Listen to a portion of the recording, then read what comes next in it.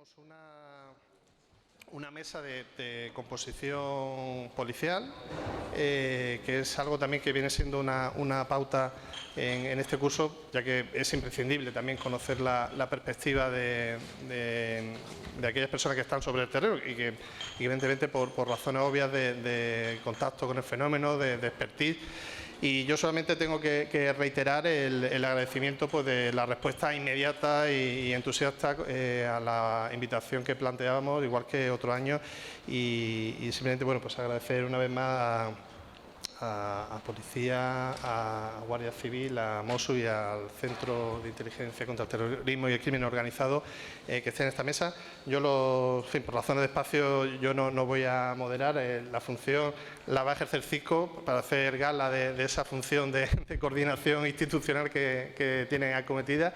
Y nada, les dejo con la palabra y reitero de nuevo el agradecimiento.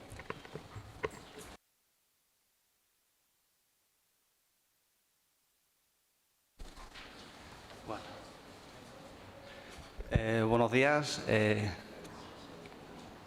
escucha bien al fondo, no? ¿Sí? Perfecto.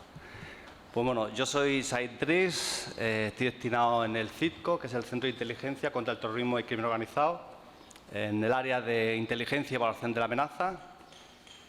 Bueno, más o menos, pues como aquí, como mis compañeros, llevo muchos años en el gremio, en la lucha antiterrorista. Llevo más de 25 años, específicamente contra el tema del yihadismo, y siempre estamos aprendiendo. O sea, es una función donde cada año todo lo que sabes te sirve de background para seguir entendiendo la amenaza e intentando ser lo más resolutivo posible. Antes de empezar, me parece relevante siempre tener presente a nuestras víctimas. Yo creo que es lo más importante que tenemos que tener en cuenta siempre que empezamos en un evento como este, ¿no? Porque son el precio que pagamos, ¿no? Por ser libres y por vivir la sociedad que tenemos. Otro elemento fundamental que entiendo que tenemos que tener siempre presente es a todos aquellos compañeros, ¿no? Que nos han precedido en la lucha antiterrorista, eso que con su trabajo, su dedicación, su devoción, su buen hacer, han conseguido que tengamos una sociedad como la que tenemos ahora, que comparada con los países de nuestro entorno es de las más seguras, ¿no? Entonces, de allí un poco el reconocimiento a esas personas, ¿no? Que nos hacen que eso que pensamos que es normal, pues no es tan normal si lo comparamos con otros países de nuestro entorno. Y entrando un poco en materia, ¿no? En las lecciones aprendidas, ¿no? Que hemos aprendido en 25 años, ¿no? Aproximadamente, ¿no? La primera gran operación que se ha desarrollado en el ámbito yihadista, ¿no? Es la Apreciate del año 97 contra el GIA. Desde entonces hasta ahora, pues bueno, los cambios han sido tremendos, ha sido una revolución. La lucha contra el terrorismo, lo que hemos empezado en esa época, de qué es lo que se hacía, a cómo se hacen ahora las cosas, las herramientas que se tenían en su momento y las herramientas que tenemos ahora son totalmente diferentes. Afortunadamente vamos avanzando, pero bueno, el fenómeno va, por desgracia, por delante de nosotros, entonces siempre vamos un par de pasos por detrás, ¿no? Siéndole el camino. Lecciones aprendidas, ¿no? Lecciones aprendidas. ¡Jo! Me parece súper interesante, ¿no? El saber qué hemos hecho, ¿no? El cómo decir, bueno, vamos a parar, después de todo lo que hemos corrido, qué hemos hecho y qué cosas de las que hemos hecho merece la pena y qué podemos aprender, ¿no? Para ello contamos con expertos de las principales organizaciones antiterroristas, aunque parezca algo fácil, no es muy común unir a gente de la Jefatura de Información, de la Guardia Civil, de la CGI o de Mossos y gente con un perfil como lo que tenemos ahora, ¿no? Parece a mí que es muy interesante y lo que van a decir va a ser relevante, porque además la experiencia que acumulan bueno, hemos estado hablando hace un ratito y comentábamos cosas y digo, bueno, madre mía, es hablar casi de la historia del yihadismo aquí en España, ¿no? Tenemos aquí al comandante Oliver, al comisario Manuel Rodríguez y a nuestro compañero el inspector Lluís. Ellos van a abordar sus temas específicamente con respecto a la amenaza. Yo voy a empezar un poquito a hablar de lo que hemos hecho nosotros y lo que ha aportado un poco lo que es el CISCO, ¿no? Y y qué es lo que ha supuesto para la amenaza antiterrorista, ¿no? Tengo la gran suerte de tener aquí a uno de los padres, ¿no?, del centro que se creó en el 2004, el CNCA, el señor Fernando Reinares. Bueno, yo para empezar, con respecto al fenómeno, me gustaría empezar a contar 4 ideas generales para situarnos, ¿no?, un poquito en situación, ¿no? Cuando hablamos de terrorismo yihadista, pues, hay que entenderlo como un fenómeno cambiante, ¿no? Simplemente, a los que tenemos muchos años, es cerrar los ojos y ponernos en la fecha, en el 97, en el 2001, y cómo se encontraba el terrorismo en esos momentos, aquí, fuera de Occidente, y abrir los ojos y plantearnos en el 2023, ¿no? Y la situación es realmente preocupante, cuanto menos, ¿no? También otra cosa relevante que quería destacar es el fenómeno de lo que es la cooperación, ¿no? Desde una fecha, ¿no?, donde se entendía la cooperación como algo, pues eso, muy complicado y difícil de realizar, ahora que es algo normal encontrar operaciones conjuntas a nivel nacional, a nivel internacional. En ese sentido, podría destacar casi las 30 operaciones conjuntas que se han realizado con Marruecos, ¿no?, que eso demuestran el modelo de cooperación que tiene España, ¿no?, que es uno de los punteros y a los que otros países quieren imitar.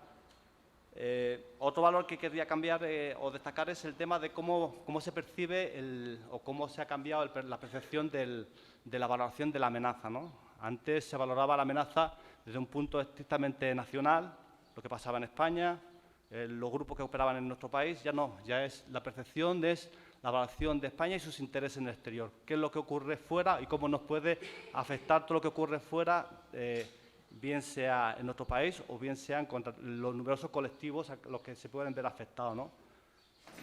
Yo simplemente por significar, ¿no?, quiero rescatar un colectivo interesante, ¿no?, como es el de los misioneros, ¿no?, que al final, bueno, parece ser que es, bueno, ¿quién va a querer hacerle algo a los misioneros, no? Pues nos encontramos con que son un colectivo de especial riesgo, especialmente en África, ¿no?, donde hay determinadas facciones de Daesh que los consideran como objetivo predilecto y donde hay un número bastante significativo de misioneros que operan o que trabajan en zonas de este riesgo, ¿no? Y otra cosa que quería destacar, ¿no?, en todo lo que se ha hecho en este periodo, ¿no?, es el que ya no solamente se requiere que nosotros seamos eficaces, ¿no? Las organizaciones, policía, guardia civil o Mossos, por ejemplo, son organizaciones que siempre han sido eficaces, sino además se requiere que sean eficientes, ¿no? O sea, que con el menor coste posible conseguir más, ¿no? Entonces, en esa senda se ha ido trabajando también en estos 25 años, ¿no? Y entonces vemos, por ejemplo, cómo se han desarrollado diversas estructuras intentando conseguir ese beneficio, ¿no?, que además se ha convertido en un modelo envidiado por muchos países. Tenemos estructuras y formas de trabajar que otros países para sí quisiesen, ¿no? Y todo esto es fruto de la labor de los 25 años que llevamos aquí. Por entrar en circo y en lo que hacemos nosotros, pues lo primero es dar las gracias a Reinares por haber participado en la creación del CNCA en su fase inicial.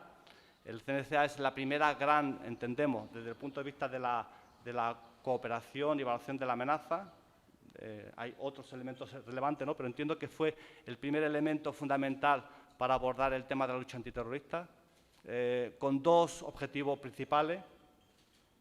Uno era el tema de la coordinación, fomentar los mecanismos de coordinación, bien sea con base de datos, bien sea con nuevos protocolos de coordinación o bien sean con cursos para que la gente sepa coordinarse, que eso es una cosa que tampoco parece, aunque parezca fácil, es complicado, ¿no?, cuando hay un conflicto de intereses. Entonces, el conseguir que los actores principales en la lucha antiterrorista pues, puedan tener algunos criterios a la hora de poder desarrollar su labor sin que unos prevalezcan sobre otros, ¿no?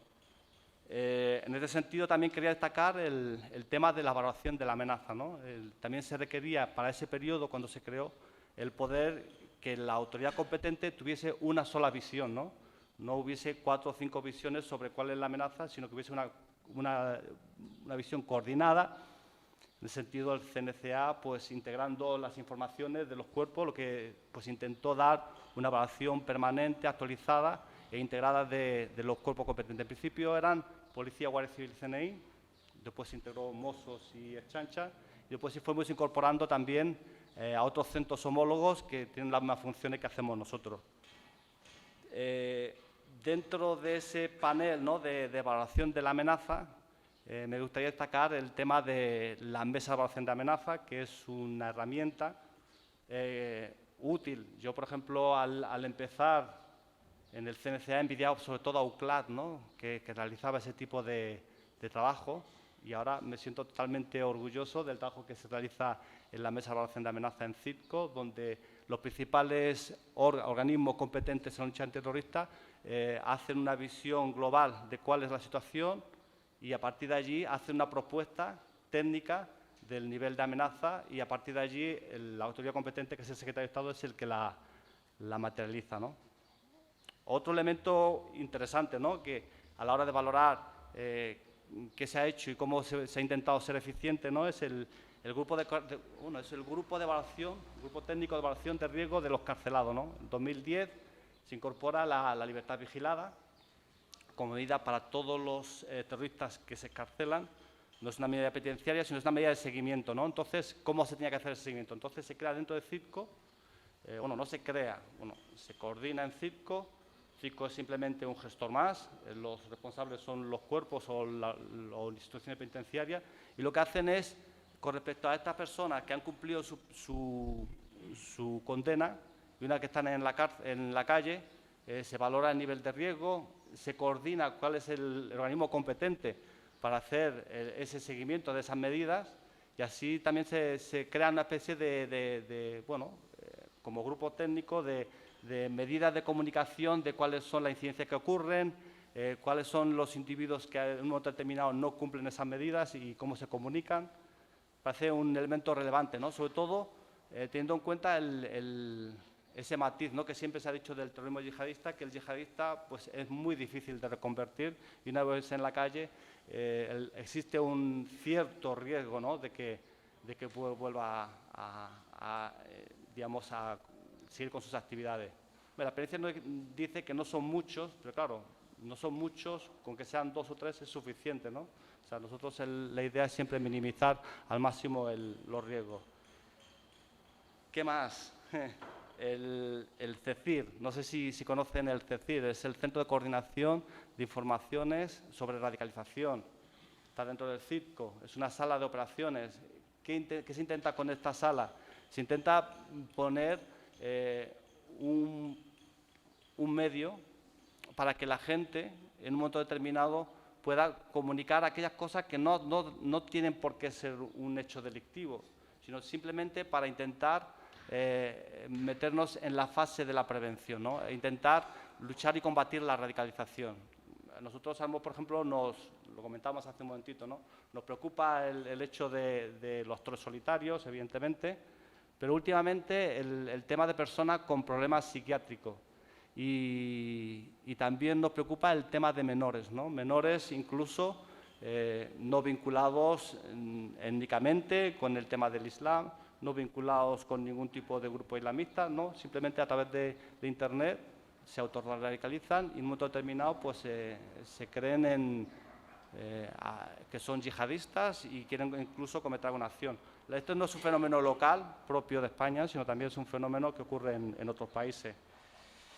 El PNR como elemento fundamental. El PNR es el registro de pasajeros, es otro elemento también que minimiza mucho el tema de los riesgos a la hora de detectar a aquellas personas o terroristas que en un momento determinado pueden utilizar nuestro espacio aéreo para poder desplazarse. Hace nada, el 1 de julio, hubo una operación donde se tuvo a un ciudadano ruso que tenía una orden de detención por Tayikistán, era un miembro de Daesh. Entonces, todo este tipo de medidas que se han ido implementando era con esa finalidad, ¿no?, de que los principales actores en la lucha antiterrorista, como son las fuerzas y cuerpos de seguridad, pues cuenten con elementos para que, además de ser eficaces, sean eficientes. Simplemente quiero terminar con 2 ideas, ¿no?, 2 ideas que es, primero que a pesar de lo mucho que se ha hecho, todavía nos queda mucho por recorrer, porque hay dos elementos fundamentales. Uno, en Occidente la amenaza se ha ido medianamente controlando y, por otro lado, en el resto del mundo vemos que la amenaza, pues aunque no aparezca mucho en los medios, sigue en una fase expansiva, sobre todo en África, Sahel, el Cuerno de África, está el Golfo de Guinea. O sea, hay muchas zonas donde realmente está descontrolado y lo que nos preocupa sobre todo es que a corto plazo no hay nada que con lo que tenemos hasta ahora lo pueda remediar, que sigan creciendo, ¿no? Y después otra cosa que nos preocupa es lo que he comentado anteriormente, el tema de cómo enfrentarnos a la amenaza de los actores solitarios, por un lado, y sobre todo al hecho de personas con problemas psiquiátricos y menores. Y más o menos, pues esta es un poco una pequeña aproximación. Después, cuando terminemos todos, pues estoy a su disposición para ampliar lo que consideren necesario, ¿vale?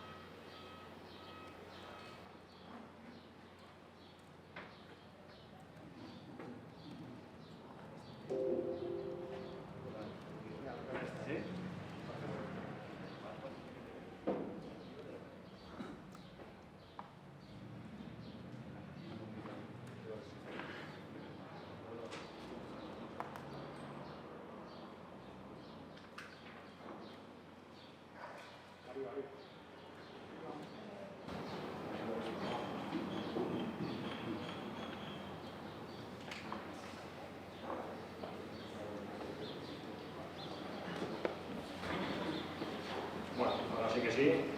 Las cuestiones técnicas siempre van abriendo esas nuevas las ponencias. Bien, buenos días a todos. Ante todo, y para empezar, no puede ser de otra manera que comenzar con múltiples agradecimientos. Por una parte, a la posibilidad de estar aquí representados por parte de las fuerzas y cuerpos de seguridad, porque estamos convencidos de la necesidad, importancia, que de alguna manera existan estos espacios donde el mundo académico y las fuerzas de seguridad intercambien conocimientos y nos podamos retroalimentar para aprender todos, ¿no? Es fundamental. También agradecer, por supuesto, la introducción que ha hecho el profesor Torres y también los comentarios hechos por mi compañero Said, ¿no? Es fundamental también el vernos aquí a todos representados para que lo que podamos comentar se pueda hacer desde una perspectiva lo más amplia posible. Así que, sin más dilación, comienzo con la ponencia.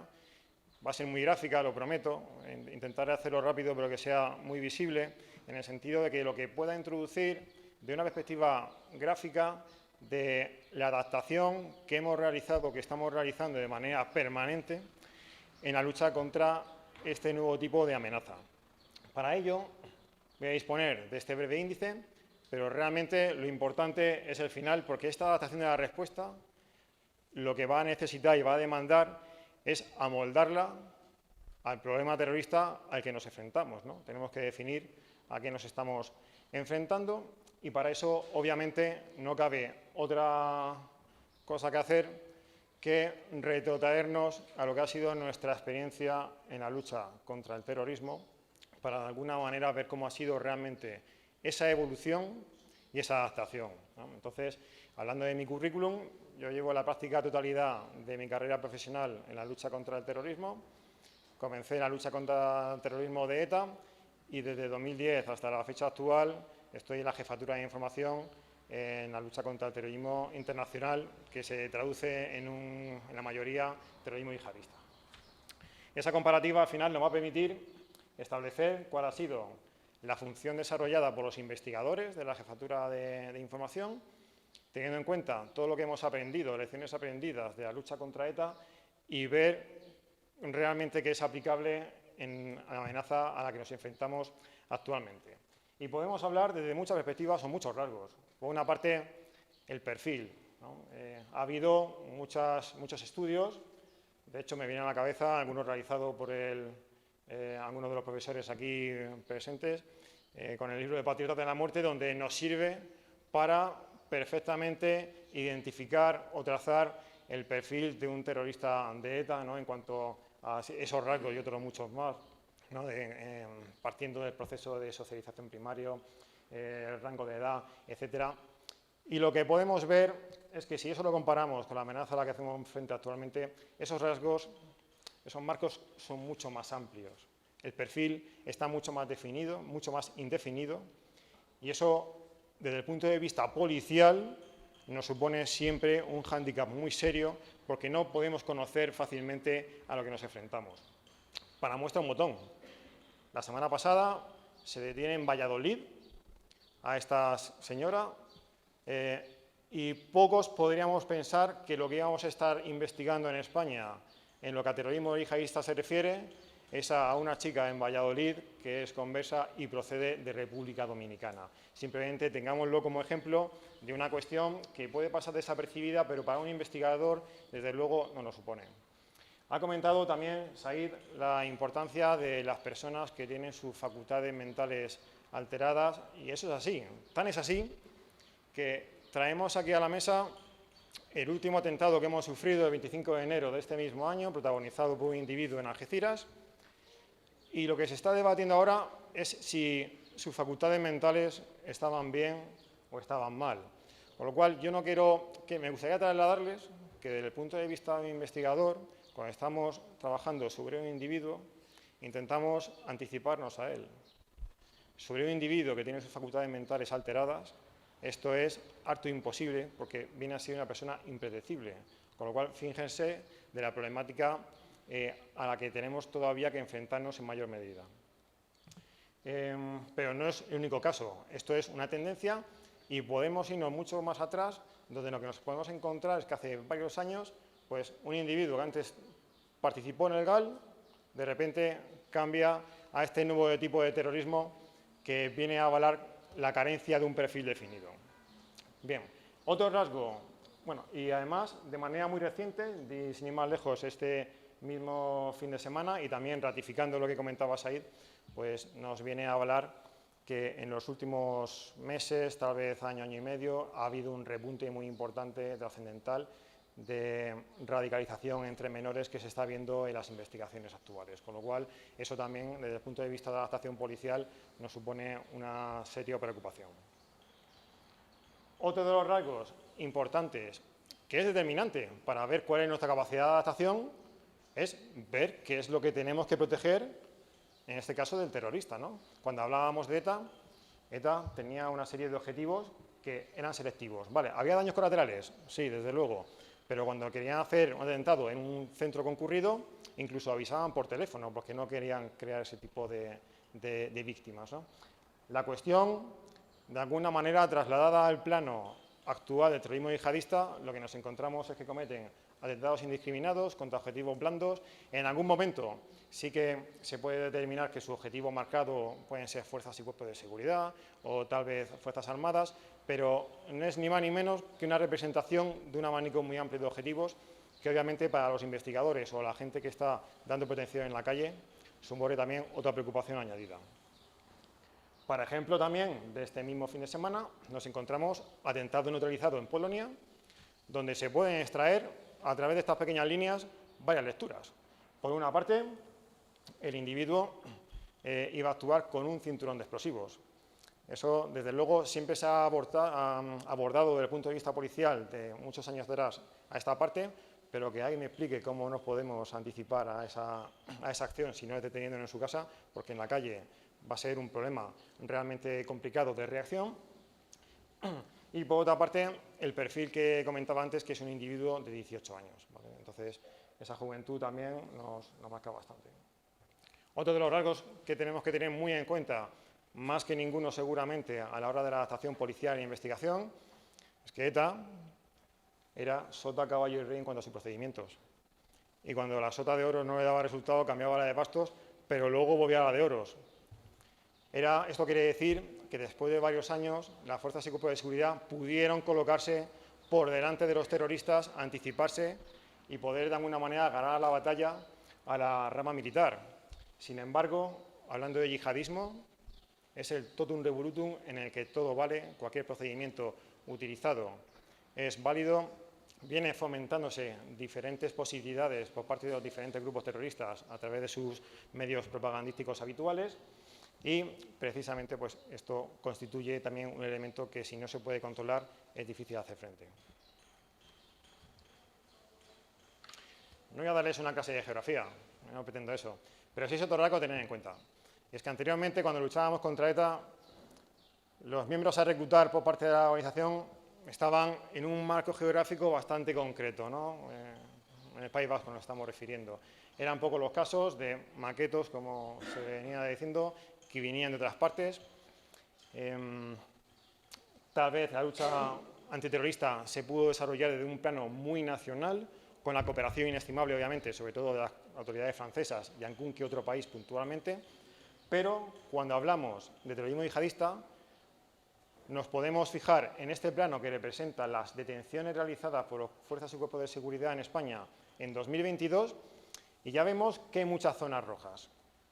Zonas rojas ya no es solo del País Vasco. Si además no retrotrayéramos a los años anteriores, 2021 o 2020, encontraríamos que las zonas rojas son muchos más. ¿Con esto qué reflexión cabe hacer? Que la amenaza afecta a todo el territorio por igual, en cierto modo, y mientras que antes teníamos unos grupos muy especializados en el País Vasco que sacaban mucha eficacia y eficiencia, ahora todos nuestros agentes tienen que ser especialistas y eso, desde luego, pues requiere un trabajo muy profundo.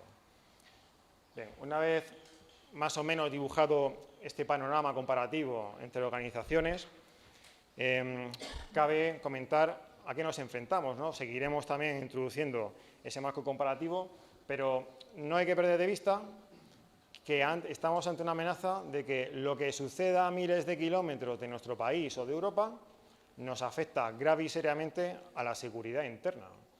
¿Cómo vamos a poder? A veces nos es imposible ni incluso prever lo que va a suceder. No tenemos ninguna capacidad de control de lo que sucede a miles de kilómetros, con lo cual es harto difícil también poder anticipar o poder adaptar nuestras formas o procedimientos de actuación a veces a una amenaza que es ciertamente difusa en su llegada.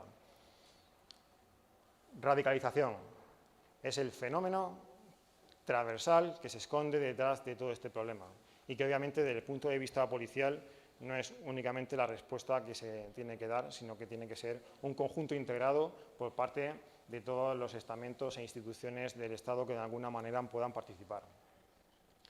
Así, la radicalización es lo único que consigue explicar lo inexplicable, que un grupo de jóvenes aparentemente integrados en Cataluña, de repente adquieran la predeterminación de hacer un ataque terrorista.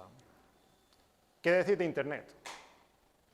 Es la piedra angular de esta amenaza y a través de la propaganda difundida por las organizaciones terroristas a través de este medio han conseguido lo que es su gran éxito, que alguien en su casa al final adquiera la predeterminación consultando una serie de páginas o una serie de contenidos, de salir a la calle y clavar un cuchillo a otra persona. Pues poner un ejemplo burdo, pero que sea gráfico. Hemos pasado de épocas, los foros yihadistas en 2010, la web 2.0 con las redes sociales más conocidas o comerciales, hasta actualmente lo que utilizamos todos, que son las aplicaciones de mensajería directa. Pues obviamente desde el punto de vista de la adaptación policial, donde antes trabajábamos con intervenciones telefónicas y tal vez SMS, que era lo que se podía intervenir porque era lo que utilizábamos todos, ¿no? Ahora ese horizonte es un universo absoluto que tecnológicamente pone muchos retos y que nos requiere que estemos a la altura de algo que es tremendamente cambiante con el paso del tiempo. En 2018 se produce el colapso de Daesh, en cuanto a que sufre una pérdida territorial importante y eso ocasiona una serie de consecuencias perjudiciales para ellos, obviamente. Pero conlleva además la descentralización de toda su actividad y ese éxito de difusión de la propaganda Al final es lo que forma la amenaza principal y más probable. Desde todas las semanas se habla de la mesa de valoración, que es la del actor solitario. El actor solitario nos podría valer este ejemplo, en 2021, el atropello de Torre Pacheco, pero lo que quería traer aquí a este punto es que no es hasta 2023 cuando el juzgado dice eso que sucedió en 2021 va a ser enjuiciado por terrorismo, porque antes no existía esa predeterminación. Cuando ETA actuaba, todo el mundo sabía lo que era terrorismo y quedaba claro. Ahora, incluso a veces tenemos dudas. Estamos ante una amenaza que presenta estas cuestiones etéreas que, desde el punto de vista de adaptación, otra vez nos supone una importancia manifiesta.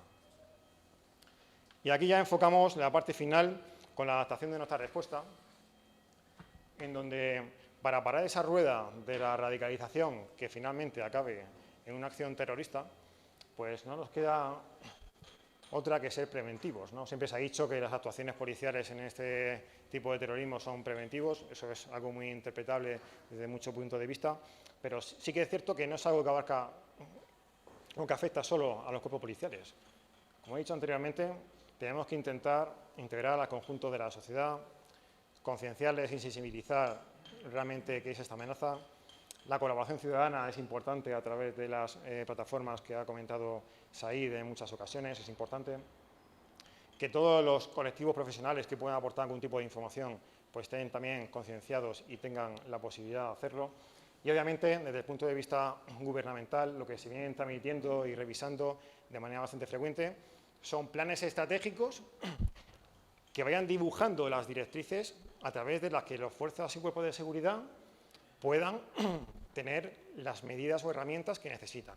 ¿Vale? Digamos que ya el año pasado, en 2022, se presenta el Plan de Prevención, Protección y Respuesta Antiterrorista, que ya son medidas más concretas que permiten que los profesionales puedan trabajar, puedan prevenir, porque si no, lo que nos encontramos es lo que a día de hoy es el principal reto o desafío a que hacemos frente, que es anticipar el paso a la acción de una amenaza tan compleja como he explicado y tan difícil de anticipar.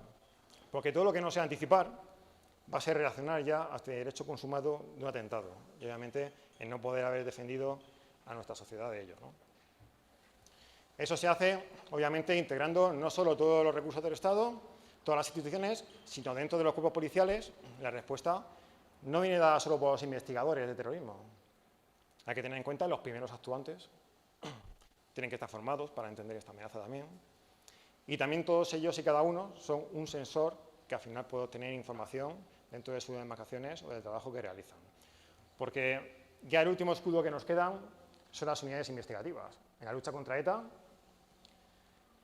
el trabajo operativo era lo importante, quiero decir, el trabajo sobre fuentes humanas, el trabajo a nivel de vigilancias y seguimientos en la calle, porque el día de la detención, no se preocupen que iba a haber armas, iba a haber explosivos y esas personas iban a ser condenadas sin ningún tipo de problema al día del juicio. Paralelamente, actualmente lo que nos encontramos es que ha basculado esa necesidad operativa, que sigue siendo imprescindible, pero ha basculado a dar un protagonismo mucho mayor a los grupos de análisis especializados en todas las materias. Y sobre todo, que vayan acompañados con una investigación judicial desde el principio, de la mano con jueces y fiscales, para que se pueda construir toda la investigación judicial y el día de mañana, cuando haya que juzgarlo a la persona detenida y no haya ni armas ni explosivos, que no obstante pueda pagar por sus delitos y que estén perfectamente recogidos en el atestado. Eso nos obliga a tener un enfoque integral de todos esos grupos de análisis, tener en cuenta todas las perspectivas de la investigación a nivel económico, todo lo que hacemos en la calle, etcétera. La cooperación internacional, si antes decíamos que con Francia era realmente la clave, ahora necesitamos de todos los países. Prácticamente la mayoría de las personas que investigamos o detenidos no tienen documentación española, son originarios de otros países, otras veces son segundas o terceras generaciones. Es un hecho muy a tener en cuenta también. Esa coordinación a nivel interna, gracias a CITCO, sobre todo entre Guardia Civil, los cuerpos autonómicos y Policía Nacional. Y ya para concluir, también centrando un punto clave y generar una reflexión al respecto, es que en muchas ocasiones el no disponer de las medidas investigativas adecuadas, pues nos deja varios pasos por detrás de los investigados. Entonces, decía que antes era contar con la intercepción telefónica para escuchar lo que decía el objetivo, era un punto interesante. Ahora eso ya no vale para nada prácticamente, ¿no? Vale para otras cosas, pero no vale luego para obtener indicios ni evidencias. Y tiene que ser a través de otros recursos donde la tecnología manda y todavía estamos un paso por detrás en el que nos estamos adaptando poco a poco. Sin más, muchas gracias.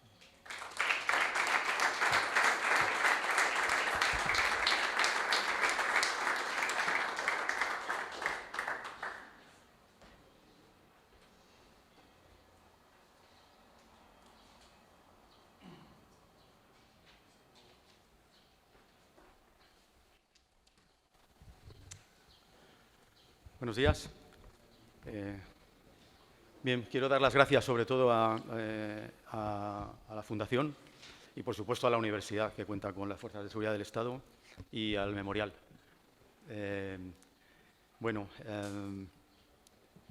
Me ha gustado mucho la presentación de mis colegas.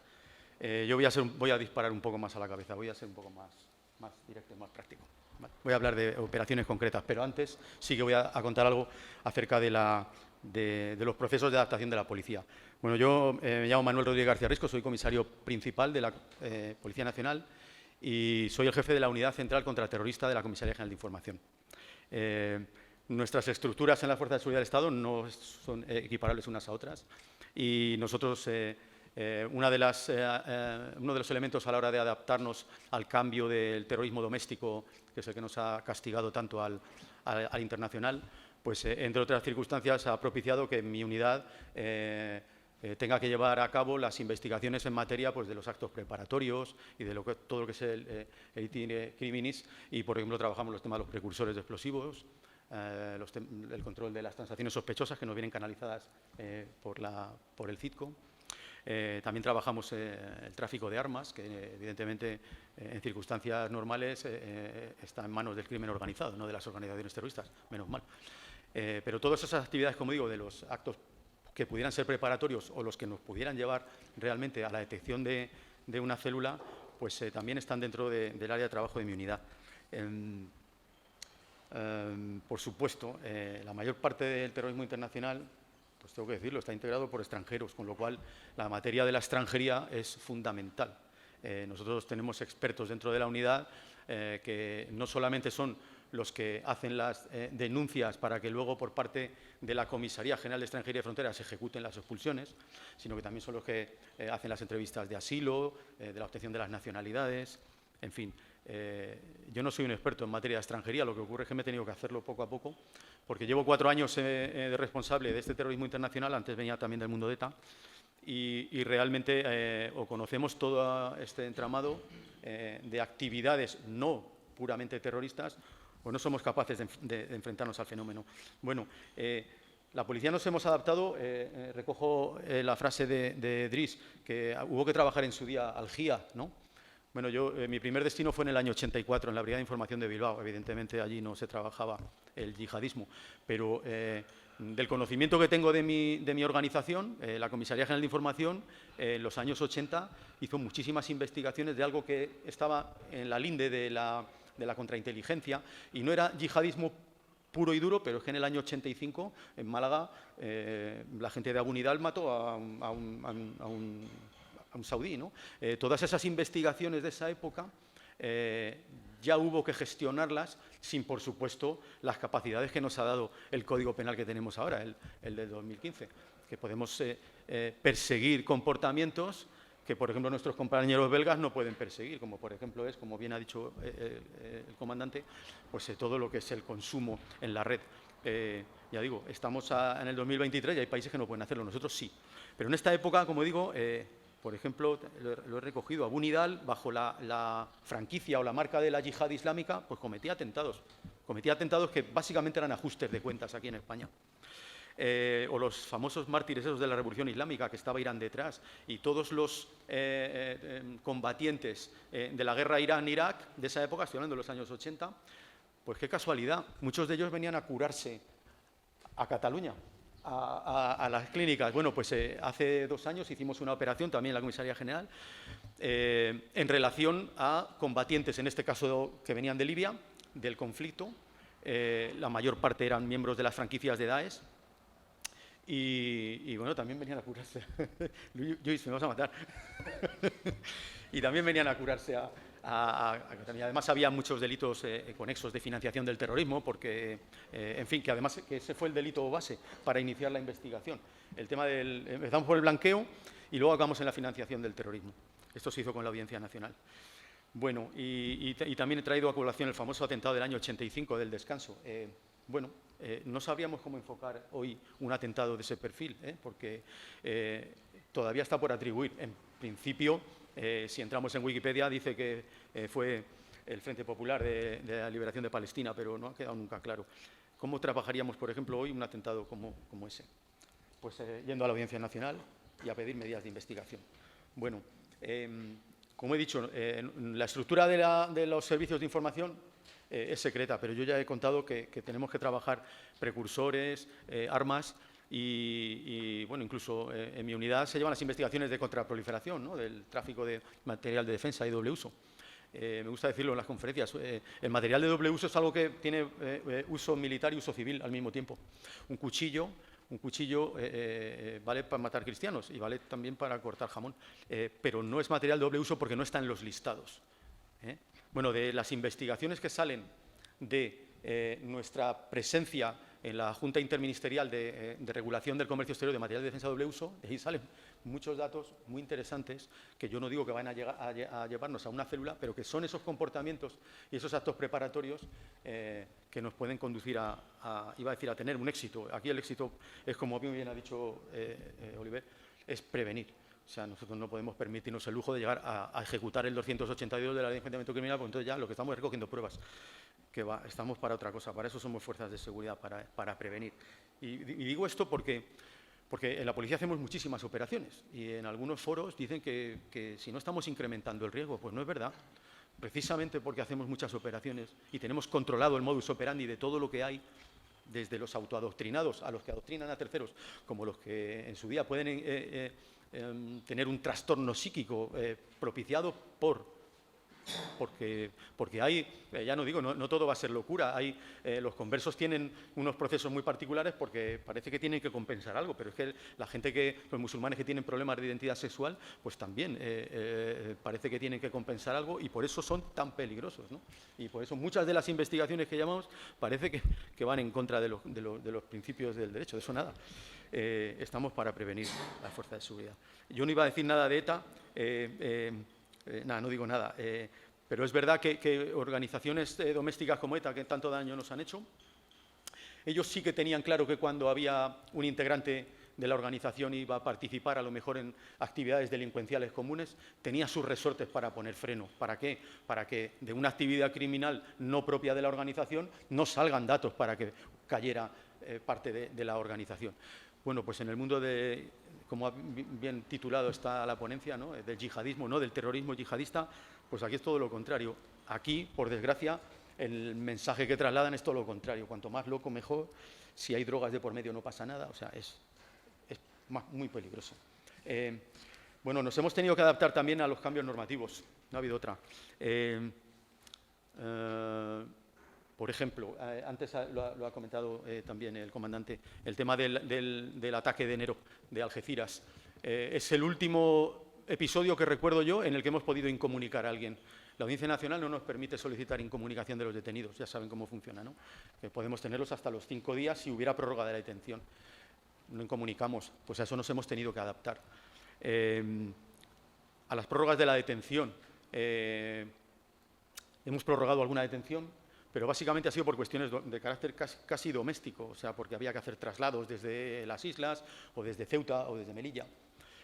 Pero realmente también nos hemos tenido que adaptar y es un problema añadido en la investigación yihadista, porque el material que se incauta, normalmente el material electrónico, requiere de un montón de días para ser descargado, analizado, está todo en otro idioma además, y luego al juez se lo tenemos que dar en español, pero es que si hay que pedir una comisión rogatoria y mandarla a otro país, hay que dárselo también en su idioma. En fin, muchas veces también las fuerzas de seguridad nos quejamos mucho de la reforma del 324. Antes podíamos tener hasta 2 años las investigaciones, estirándolas con prórrogas de 3 y 6 meses, y ahora pues tenemos 1 año nada más. ¿Qué hacemos? Pues nos hemos adaptado. En ocasiones somos nosotros, los mismos investigadores, los que cerramos, le pedimos al juzgado que cierre las diligencias para poder volver a investigar en su día si hay algún elemento nuevo, porque si somos objeto en una investigación de un archivo o aportamos elementos nuevos o no hay. Iba a decir, no hay caso en la Audiencia Nacional, ¿no? Y somos nosotros los que solicitamos piezas separadas, el cierre de las actuaciones, o sea, nos hemos tenido que reformar a nosotros mismos y tal. Bueno, voy a hablar de unas operaciones, muy rápido, de operaciones que hemos hecho este año, nada más, de yihadismo, nada más. La primera es una, y las he elegido en función de que sea cada una de un área distinta de lo que nos atañe en el mundo del yihadismo. Antes quería decir, en enero hicimos una operación conjunta, la Jefatura de Información y nosotros, que se llamaba GINO, ¿no? Y en el caso vuestro era... Venga. Y en Gerona. También andaba mal este hombre, ¿verdad? Y hicimos una conjunta y con los compañeros de Mossos de Escuadra en junio del año pasado en Tarragona. También uno que había estado en prisión, en las prisiones de allí, y también había sufrido un proceso de radicalización muy particular y peligrosísimo, ¿verdad? También. Bueno, voy con las mías, con las de la policía. Hicimos una operación muy particular en enero, por supuesto, con la inestimable colaboración de los colegas marroquíes, si no, no hubiéramos sido capaces. 2 detenidos en Almería y 1 en Marruecos. Los 2 detenidos marroquíes con NIE, con residencia, no tenían nacionalidad española todavía. Bueno, no voy a entrar en los pormenores, tenían sus juramentos del Daesh, todo esto evidentemente hay que trabajarlo con agentes encubiertos judicializados. Por supuesto, estuvimos en 5 también en coordinación en esta operación. Y bueno, cuando se hace la explotación, que voy a decir por qué, era porque estos hombres estaban preparando un viaje para irse a combatir a África.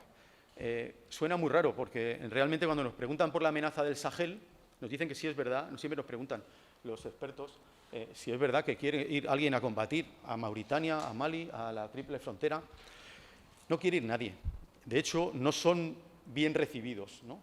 Entonces, esta operación puede parecer una incongruencia, ¿no? ¿Cómo nosotros vamos a detener a alguien que se va a ir a combatir al Sahel si al Sahel no va nadie? Porque, entre otras circunstancias, ahora mismo el Daesh y Al-Qaeda están pegando allí entre ellos. Daesh está del lado de la tribu de la etnia Apel y los del Jenin, del grupo de apoyo a los musulmanes, son todos los tuaregs. Andan peleándose por el control del territorio básicamente para gestionar el tráfico de drogas y de armas. Y no quieren, además, que vayan combatientes retornados, mucho menos de los que han salido como ha dicho Oliver, del desguace del 2018 del Estado Islámico. No los quieren.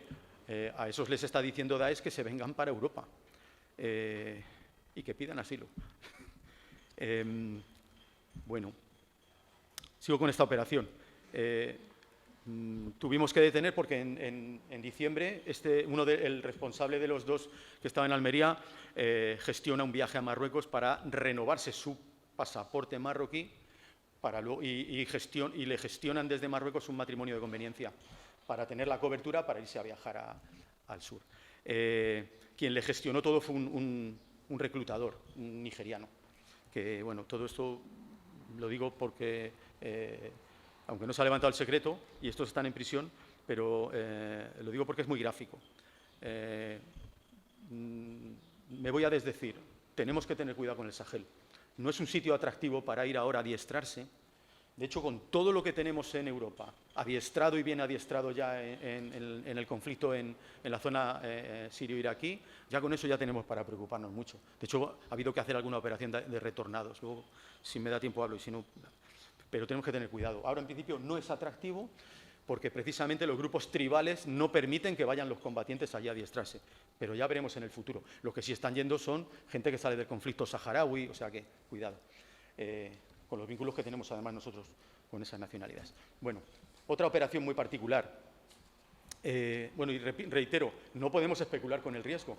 Detuvimos a esta gente antes de que se fuera. No nos podemos arriesgar a que se vayan, les vamos a perder totalmente el control.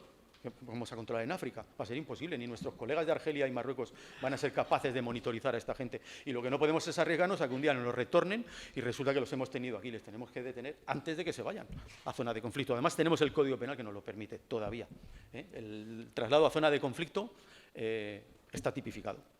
Bueno, la otra operación a la que ha hecho alusión Oliver, la de Algeciras, como he dicho antes, en esta sí tuvimos, no incomunicación, pero sí tuvimos prórroga de detención. Bueno, este hombre ahora mismo estamos en una situación procesal compleja. El titular del juzgado que lleva el asunto, el titular del Central 6, señor Gadea, sigue manteniendo el procedimiento en la Audiencia Nacional en sus manos, como si fuera un delito de terrorismo, ¿no? Es cierto que ha solicitado informes forenses y precisamente este hombre pues, no puede estar muy bien de la cabeza. Pero yo quería dejar claro una cosa. Pongámonos en el caso de que es como los delitos cuando alguien va borracho y atropella a alguien. Pero vamos a ver, ¿cómo se puede mantener la posibilidad de que haya una eximente de responsabilidad penal para alguien que ha hecho esto? Con un cuchillo que ha matado a un sacerdote. No ha venido a matarme a mí. Bueno, si me ve vestido policía, igual viene a por mí, también, porque también la yihad le marca esos objetivos. No tiene sentido. El propio juez nos lo dijo el primer día cuando se le puso a disposición. Este hombre es un yihadista loco, pero da igual. De hecho, en los delitos graves que se cometen, que no tienen nada que ver con el terrorismo, en muchísimos de los casos, cuando hay drogas, cuando hay trastornos psíquicos, los abogados buenos lo que quieren son eximentes incompletas. Pero es que estamos hablando de un hombre, de un yihadista, con un proceso de radicalización muy particular, que además lo digo porque ha salido en medios de prensa. Este hombre no andaba bien de la cabeza y consumía drogas. Cuando deja de consumir drogas, entonces es cuando ve la llama esa para cometer un atentado yihadista, entonces va por los sacerdotes de Algeciras. Qué casualidad. Bueno, ahí está el señor Diego Valencia, asesinado. Vamos, a mí es que me enfada que se pueda cuestionar que no es un hecho terrorista. Ya digo, el hecho de que un delincuente, su abogado, pueda plantear el que no ha tenido una percepción de la realidad a la hora de cometer el hecho, desde luego, en este caso, a mí particularmente no me encaja. Como tampoco el del chico de Torre Pacheco, otro terrorista, porque, pues, vamos, no me voy a meter ahí porque esas investigaciones son de la Jefatura de Información de la Guardia Civil. Bueno, otra operación. Aquí también teníamos coincidencias en la investigación. Esta es de marzo de este año. Y este es un tema de un trastornado también, pero peligrosísimo. Un hombre que ya tenía un problema psíquico y nacido en Melilla, con DNI español, y mayor, un tío de 50 años. Este hombre, ya digo, tenía trastornos acreditados, pero se fue a combatir y se fue en un viaje a Egipto, pasó la frontera a Sudán y cuando detectaron que no llevaba visado, lo devolvieron. Lo devolvieron al aeropuerto de Barcelona, vino, y de allí se escapó, y se escapó y apareció en Mallorca, hubo que detenerle. Muy peligroso. De hecho, el poco tiempo que hubo posibilidad de monitorizar los contenidos de lo que gestionaba por redes, pues era peligrosísimo, estaba deseando matar a un policía, no hacía más que repetirlo. El juez enseguida lo interpretó como lo que era. Y vuelvo otra vez al principio, he dicho, esto parece que son delitos de riesgo, no, esto no es la ley de peligrosidad social, esto son gente que hay que neutralizarla, ¿no? De hecho, están todos en prisión, todos los que he dicho de este supuesto están en prisión, algunos no, y es algo que también nos preocupa. Aquí nos llamaba a los policías, nos llamaba a los faraones, lo tenía como un código y decía que había que matar faraones, le habría dado por ahí. Bueno, están todos en prisión. Y aquí voy a hablar de un lobo solitario de estos también. Este es de mayo, en Madrid. También se hizo una investigación muy intensa y también había un agente encubierto y había muchísimos más testificales. Y el juez lo puso en libertad. Bueno, no pudimos acreditar los elementos probatorios que requiere la Audiencia Nacional para que hubiera yihadismo, los tipos penales del 571 al 79, y está en libertad provisional. Bueno, ahí siempre nos queda la posibilidad de expulsarlos, ¿no? Si no son españoles, ¿no? Bueno, y esto lo iba a contar porque lo ha dicho Dries, el tema del taquillo. Sí, esto hemos detenido hace 2 semanas en Barcelona, en el aeropuerto, en tránsito. Lo digo porque nos generó bastante inquietud el hecho de dejarle pasar o no. Este es un reclamado que se fue a combatir en el año 2014 y su país, Tayikistán, le ha puesto una reclamación porque hizo una operación y hay gente que ha declarado que les había captado él, que se habían ido todos a combatir y tal. Bueno, ¿por qué lo llamo a colación? Aparte porque lo ha dicho Said y tal. Porque la gente de Tayikistán, los uzbecos, los de Cachemira, hay un montón de combatientes que se fueron al Daesh y ahora se están convirtiendo en una caja de bombas porque están retornando, algunos incluso han estado en las cárceles y han salido fuera, y es gente que puede incorporarse a las filas del Daesh del Khorasan, que está empezando a coger también un protagonismo muy importante en detrimento de Al-Qaeda. Estoy hablando de Afganistán, claro, del nuevo gobierno demócrata que tienen. Esto es muy peligroso. El que nos aparezca por España un tío de Tayikistán es delicado. También es cierto que se le detiene cuando estaba haciendo un tránsito. No se iba a quedar en España, se iba a Sudamérica. Había estado escondido 2 años en Dubái y se iba para México. Entendemos que para esconderse, no para hacer la yihad. Además, este hombre no habla español. Porque otra de las cosas también que quería dejar, que ha dicho también Oliveri, es el tema de la red y de la captación y hay muchísimo contenido en español. Cada vez que aparece en un medio oficial de Daesh o de Al-Qaeda, lo que sea, no hace falta que sea un comunicado oficial, sino sencillamente la propaganda que está, a los 15 días la tenemos en español. ¿Por qué? La tenemos en español porque quieren captar al pueblo sudamericano, que es muy vulnerable. No solo es vulnerable lo que hay debajo del Sahel. Y por eso tenemos esta injerencia. Muchas veces, ¿verdad?, nos da miedo que decimos, si viene en español, es que, ¿por qué nos focalizan tanto a nosotros? Bueno, habrá que estar tranquilos y pensar que realmente esa difusión de mensajes de Al-Qaeda y de Daesh Central, que siguen existiendo, que el Daesh Central sigue existiendo. De hecho, ellos son los que dicen si puede haber financiación por parte de una franquicia o no. De hecho, Daesh ahora, el Central, ha dejado que las franquicias potentes sean las que tengan incluso capacidad para tener difusión propia, ¿no? Los del Khorasan, estos tienen su medio de difusión propio, ¿no? Peligrosísimo. Bueno, este hombre está detenido, ya digo, yo no digo que venga aquí. Y bueno, el tema de los combatientes, de los retornados, no hemos hecho ninguna operación reciente, pero hicimos 2, las tengo que contar. Son del año pasado. Una era de retornados de una red de financiación, básicamente son todos argelinos. Esto es gracias a la colaboración intrínseca que tenemos con los colegas de Argelia. Y la otra pues fueron retornados de los más peligrosos, que se detuvo a uno, bueno, en Austria y otro en Mataró, peligrosísimo. Por ejemplo, el detenido de Mataró pues es uno de los que no está en la lista de los retornados. Es curioso, ¿no? Pues tenemos una lista que centraliza Citco, centraliza Said, que en teoría tenemos 263 huidos. Yo discrepo mucho de que el número ese sea el de verdad, porque hay 70 muertos, que a lo mejor no están muertos, a lo mejor es que están con otra identidad y están en Marruecos. Luego el retorno de los combatientes ahora, siguiendo instrucciones de Daesh, están volviendo muchos no a su país de origen.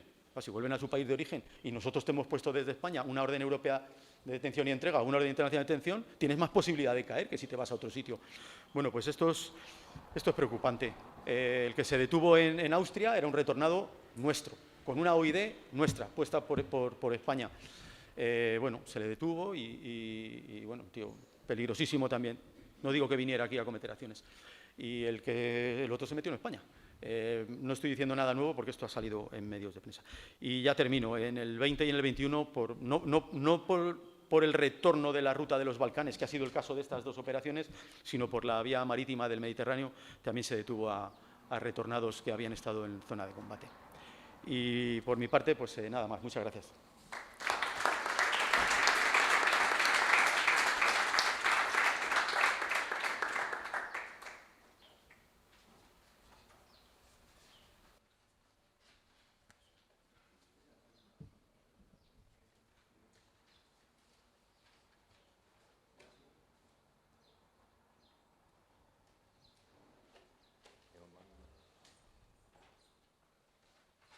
Gracias, Jorge. Buenos días a todas y a todos. En primer lugar, como no puede ser de otra manera, también agradecer tanto al Centro Memorial de las Víctimas como a la Fundación, como a la Universidad Complutense, y en especial también a Manuel, a Jorge, a los organizadores, la invitación para participar hoy aquí en esta mesa, en la que ya me estoy acostumbrando, porque bueno, repetimos más o menos como el año pasado, y la verdad es que, como han dicho mis compañeros, nosotros no venimos aquí con ínfulas de enseñar nada, sino que explicamos nuestra experiencia y luego aprendemos bastante, al menos esta es nuestra percepción. En este sentido, quería hacer un especial agradecimiento extra, si me permitís. Yo soy el responsable del área central de análisis y elaboración de inteligencia de la Comisaría General de Información de Mossos d'Esquadra. Nuestro trabajo depende en gran medida de todo el trabajo operativo que se lleva a cabo en el cuerpo policial, especialmente en la parte operativa también de los servicios de información, pero también en mucha gran medida en la gran aportación que nos dan los académicos, los investigadores, que dedicáis vuestra vida a ello y que con menor o mayor acierto, pero que es una aportación que para nosotros es crucial.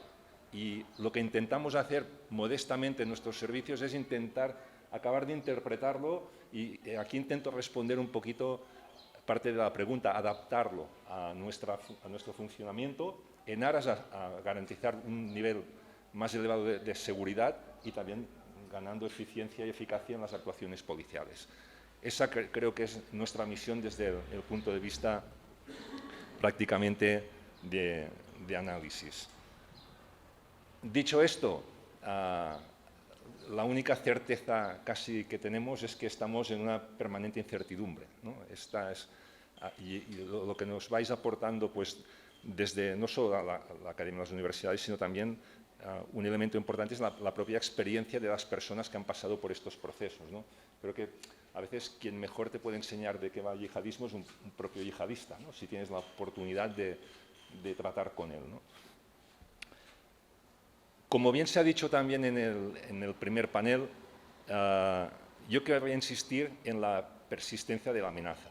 O sea, partimos de la base que no estamos en un mundo en que las amenazas nos llegan de forma individualizada o separada, sino que están todas interactuando en un mismo espacio en el que las personas convivimos y llevamos a cabo nuestra actividad, ¿no? Ya sea en nuestras localidades o a nivel global.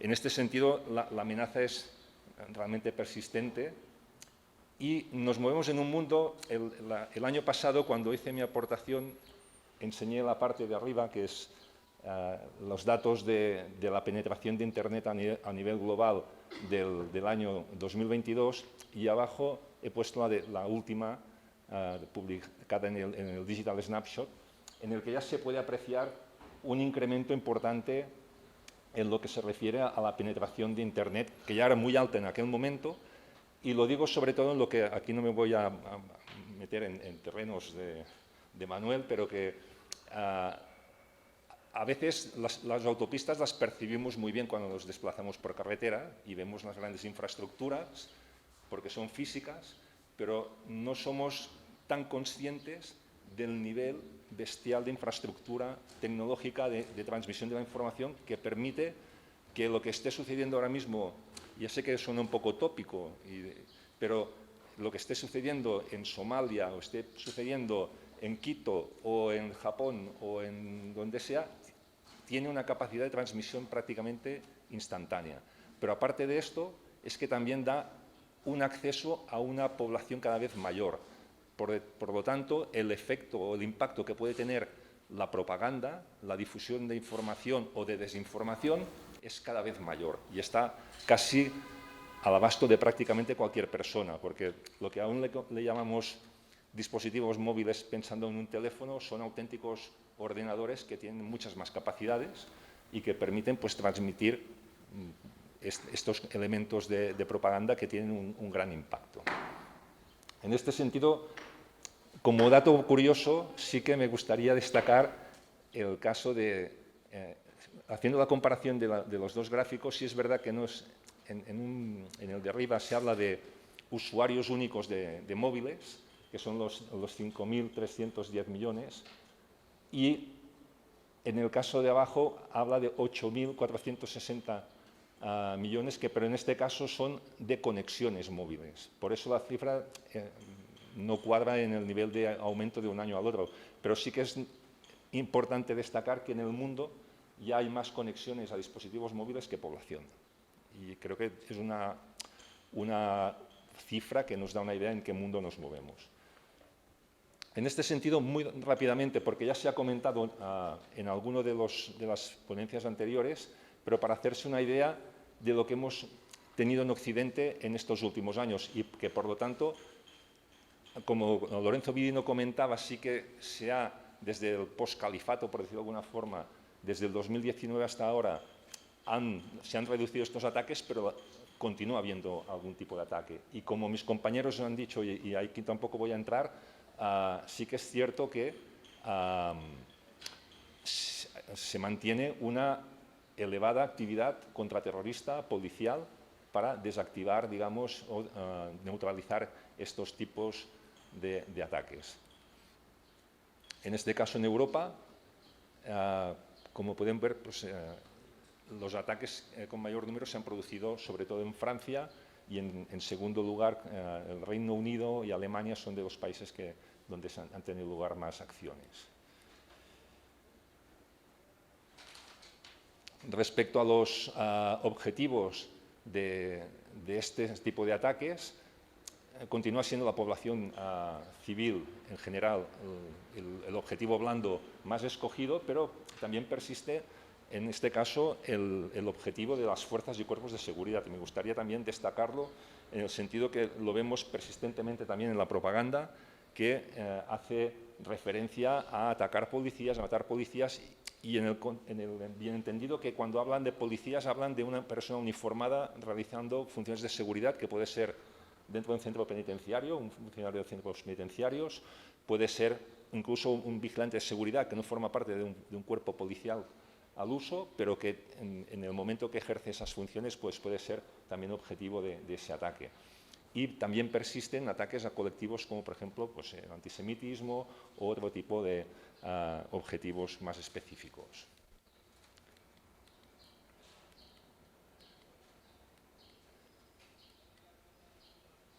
Voy a saltar esta para ir un poquito más deprisa y no entretenerme demasiado. En cuanto a los medios utilizados, como pueden ver, esto se corresponderá con lo que ya se ha comentado también, cuál es la principal amenaza que afrontamos, que es la de un actor individual con medios poco sofisticados. Pues los datos de estos ataques de estos últimos años nos lo demuestran, en el sentido que el 70% de ataques han sido producidos en su mayoría con armas blancas, en mucha menor medida con armas de fuego o el uso del atropello como método también de ataque o otro tipo de instrumentos, y solo en 2 ocasiones con artefactos explosivos. Y insistiendo otra vez en lo que ya se ha comentado, pues el 49 ataques han sido realizados por actores solitarios y solo 2 realizados por grupos de 2 actores en cada uno de los casos, ¿no?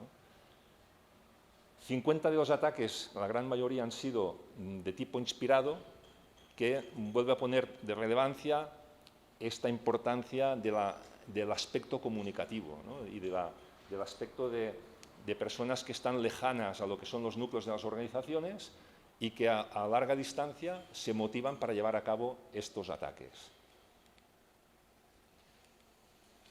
Y también a nivel, como dato interesante, las edades de los autores, aunque como bien han dicho mis compañeros, la franja entre los 22 años y los 30 y pico son donde se concentra el grueso de los autores, pero sí que estamos observando, sobre todo en estos últimos meses, una mayor persistencia de casos en los que la edad está bajando notablemente, incluso menores de edad que han sido detenidos en otros países, intentando planificar acciones ya en la fase de intentar conseguir armas o explosivos para llevar a cabo estos ataques, que esto nos preocupa. También, sin cifras concluyentes, aquí os dejamos el espacio para que lo analicéis, pero también vemos intuitivamente, lo digo como una percepción de tendencia, un también mayor papel de las mujeres, también en acciones violentas.